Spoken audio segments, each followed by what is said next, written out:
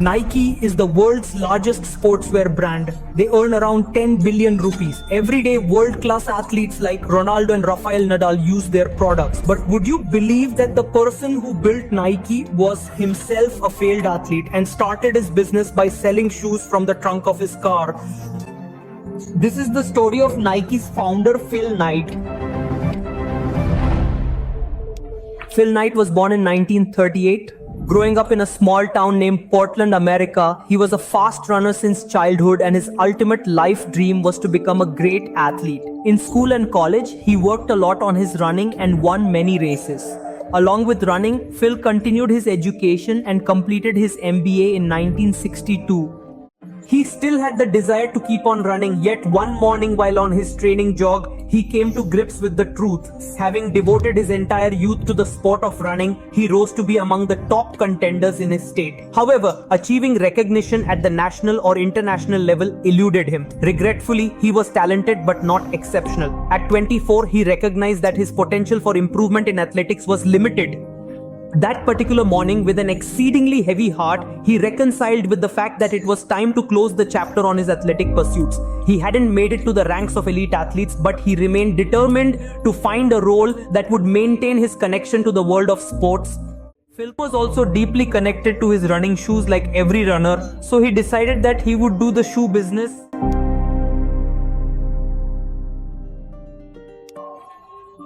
Phil recalls that he did several weeks of study during his MBA and wrote a detailed research paper on the business of running shoes. In his research, he found that Japanese camera companies had deceived the American camera market due to their better quality and low price. And according to his research paper, Japanese shoes could also similarly deceive the US shoe market and overtake Adidas and Puma, the largest companies at that time. The basics of this college project. Starting a whole business was a huge risk, but Phil had no other option. They decided to import Tiger brand shoes from Japan and sell them in the USA. The Tiger shoes were manufactured by a Japanese company called 1900. Therefore, Phil collected his entire savings, booked a flight, and left for Japan. Finally, upon reaching Japan, he called the office and secured an appointment. He was quite nervous before the meeting. A young man, naturally quite shy and introverted, was suddenly setting out to partner with a big shoe company in Japan. 1900 executives convened for a gathering. Initially, they inquired about Phil's business name. Oddly, a vision of the blue ribbons stored at his residence flashed through his thoughts. Those identical blue ribbons he had acquired through multiple race victories, and without warning, the phrase blue ribbon emerged from his lips. He proclaimed he was an emissary of a firm known as Blue Ribbon Sports. At that moment, the establishment by that name was non-existent, yet the Onitsuka executive's reaction to the name was favorable. The meeting went on and he recited his university project word for word. The staff members were so captivated, they informed him of their desire for his enterprise Blue Ribbon to distribute Tiger's footwear in the United States. It was an agreement. They provided their contact details and requested a few sample pairs of Tiger's athletic shoes. Phil was overjoyed. He transferred $1,900 for the shoe samples and returned to America, waiting for the samples. But 4 months passed and no issues arrived. In response to his letter, the company said that the shoes would arrive soon. But in reality, this didn't happen yet. He still held hope, but he needed a job to survive until the shoes arrived. So, he took an accountant job at a small firm. The meeting had now been almost a year ago, and Phil had almost lost hope. Then, a notice arrived from customs. A dozen Tiger shoes from Japan were delivered. Having gathered these cinematic sneakers, they were eagerly unveiled and initially presented to the university coach Bill Bowerman, complete with a business strategy. The authorities were so impressed with these shoes that they proposed becoming a 50% partner in the venture the following day.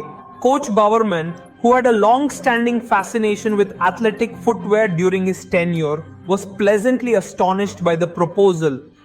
Having spent years in innovating footwear, he had turned into a master at crafting shoe designs. His primary target was to reduce the weight of the footwear continuously.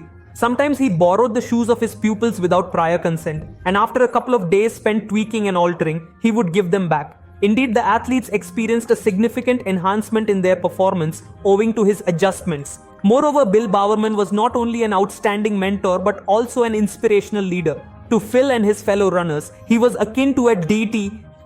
Like Phil wanted to become business partners. It was a no-brainer to shake hands with Bowerman, and now they were both 50-50 partners. Phil wrote a letter to Onitsuka the same day asking for the exclusive distribution rights for Tiger shoes in the western US and also placing the first order of 300 pairs of shoes at a total cost of $1,000. This time the shoes arrived on time, and along with the shoes, Blue Ribbon obtained the exclusive distribution rights for the western US.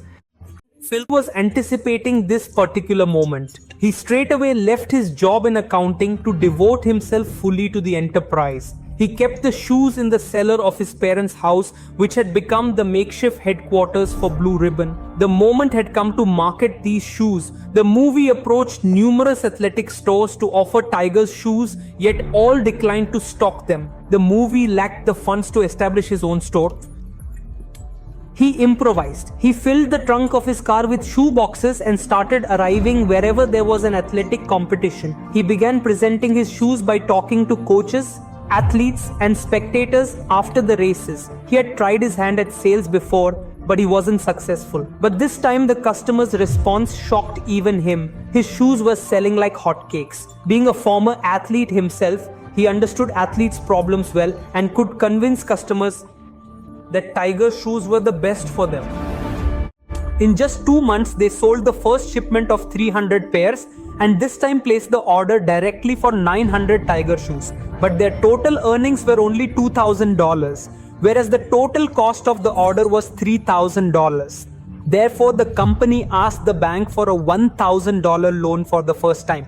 The bank approved the loan considering Blue Ribbon's strong business. They finally had a career that they deeply enjoyed. The government was a trusted partner and there was a product that was selling itself. In short, Phil was having a great time. But then, a twist came in the story.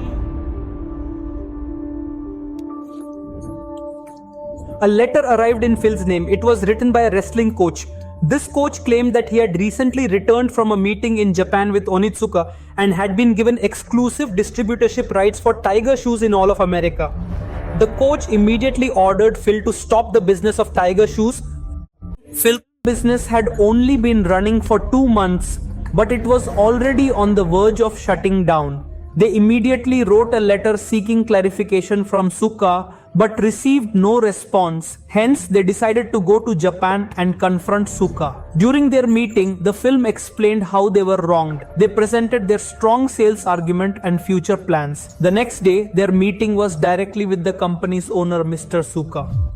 Upon meeting again somehow, Mr. Suka began to trust Phil. He said that Phil's passion reminded him of his young days, and with that, he reinstated the Western US distribution rights to Phil. Phil was relieved, but the problems were not yet over. After the business's first year, Blue Ribbon had made $8,000 in sales, and they hired a salesman named Jeff Johnson to expand into another city. Jeff had been hired. The specialty of Jeff was that he was also an athlete like Phil, and he was extremely passionate about his work. As a result, the sales in the second year of the business were expected to double, reaching $16,000. However, surprisingly, this became a big problem for them. Phil wanted to grow very fast, so he would order double or even triple quantities as soon as a shipment of shoes was sold out. To pay for these orders, he had to reinvest all his profits. He also had to take loans from the bank. Basically, after 1 year of business, Blue Ribbon had thousands of dollars in loans and the cash flow was negative. Due to this, the banks refused to lend Phil more money and suddenly there was no cash to run the business. Phil had to arrange money for Blue Ribbon's survival somehow. Therefore, Phil decided to take a job again. This time, he started investing his entire salary from PwC into the business. Meanwhile, his colleague Bill Bowerman focused on the enhancement of Tiger's footwear. Bowerman recognized that Americans generally possess larger and sturdier physiques in comparison to the Japanese, which necessitated distinct shoes. He meticulously analyzed Tiger's footwear and conducted thorough experiments, ultimately merging the most advantageous characteristics of various designs. He designed an ultimate distance training shoe for Americans, naming it the Quarter. Once Quarter hit the American market, it became hugely successful. Tiger shoes became one of the top brands in America over the next 5 years thanks to Phil's management and Bowerman's designs. By 1971, sales had reached 1.3 million and the business was doubling every year. At this point, Phil quit his job to join Blue Ribbon Sports full-time. All was proceeding flawlessly until an unexpected jolt arrived from Japan. Seeing the success of Blue Ribbon, Onitsuka was tempted. He now wanted to keep the entire earnings from Tiger's shoes himself, and that's why he gave the film an ultimatum. If the film doesn't sell Blue Ribbon's 50% stake to Onitsuka, they will hand over US distribution to someone else. Phil was very passionate and heartbroken. It was a big cheat on them. By talking about buying Blue Ribbon, he had crossed all the limits of drawing, and that is why the film took its life. A big decision was taken. The movie assembled its crew and they proclaimed, "This is the moment we've all been anticipating. The era of selling another's brandy has concluded. Now, it's time to craft our own brandy." With that, he ended the collaboration with 19KA and made the choice to produce his personal brandy footwear. The first step was to create a new logo. Then they wanted their shoes to have a brandy logo, a sense of running, a sense of motion, and a sense of victory inside the athletes. Plus, those people should be able to fit into the side of the shoe. He hired a graphic design student to design the logo. A few days later, the students showed him several designs. Employees selected one of them with a logo resembling a tax and fatigue checkmark. He then thanked the graphic design student for his help, and I paid $35. After the people, it was the next step. The choice of Brandy's name was spread and several names such as Dimension 6 were suggested. But then in the company's first sales, Jeff Johnson told everyone that last night had come up with a very good name in his dream, and that name was Nike. The Greek god of victory is called Nike. That's why the name was suitable and accepted. Shortly after the film's commencement, they contracted a third-party producer to initiate shoe production. Nike provided their schematics, and soon the manufacturing of shoes was underway. Eventually, as the year 1971 marked its 30th day, Nike introduced its branded footwear globally. At that moment, Nike wasn't a household name. Furthermore, giants such as Adidas, Puma, and even Tiger stood as dominant forces, well positioned to eclipse any emerging label. Nike adopted an unprecedented marketing strategy in the 1970s. They observed that top-notch runners favored footwear endorsed by the world's most celebrated athletes. Therefore, Nike secured a yearly $5,000 agreement with the era's leading runner Steve Prefontaine to wear and promote Nike. This pioneering move positioned Nike as one of the initial companies to leverage athlete sponsorships for advertising purposes.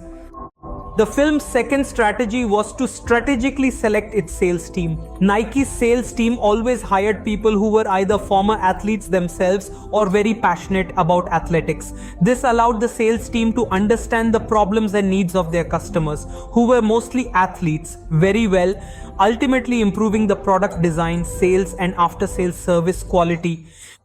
By leveraging these two strategies along with their experience, existing customer base, and Bowerman's designs, Nike grew significantly. By 1980, Nike had built a team of 2,700 employees, reached $270 million in sales, and had become the largest athletic shoe company in the US, surpassing its competitors. Phil finally felt that he had created the strongest athletic brand in the USA, but then came the entry of a company that shook Nike, and that company was Reebok.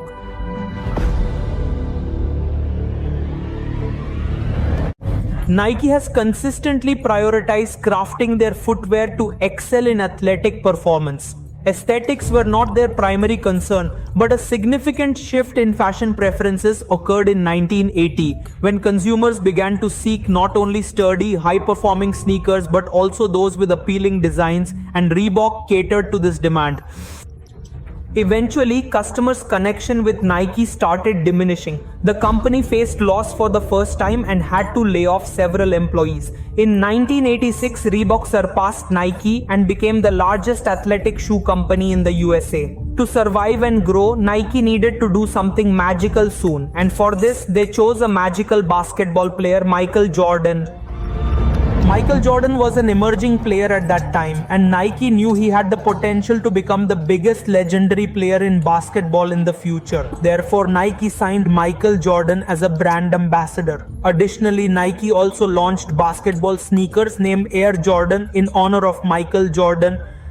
Before Air Jordan, basketball shoes were quite ordinary and boring, but Air Jordan overnight changed the trend of basketball shoes with its bold colors and stylish designs. Air Jordan became the historical shoes that started sneaker culture worldwide. Also, Michael Jordan was in phenomenal form at that time. Michael not only promoted the shoes by wearing them during games, but Nike also launched ads featuring Michael with the shoes. Air Jordan, it's all in the imagination. Because of all these factors, Air Jordan became a powerful combination of performance and style. In the first year of its launch, Nike sold $100 million worth of Air Jordans and finally overtook Reebok again. This success never stopped Nike. In the 1990s, they expanded globally, conquering one country after another. They entered other sportswear markets besides shoes, and today Nike is valued at around 12 trillion rupees, making it the largest sports brand in the world. Nike's and Phil's journey is truly phenomenal. And the most important lesson of this journey is the execution. Phil said in his book Shoe Dog, let everyone else call your idea crazy. Just keep going, don't stop. Don't even think about stopping until you get there. Meaning, no matter what anyone says, if you are passionate about an idea, take calculated risks and execute them. Nike's tagline also says, just do it. If you like this video, I would recommend that you watch the next video.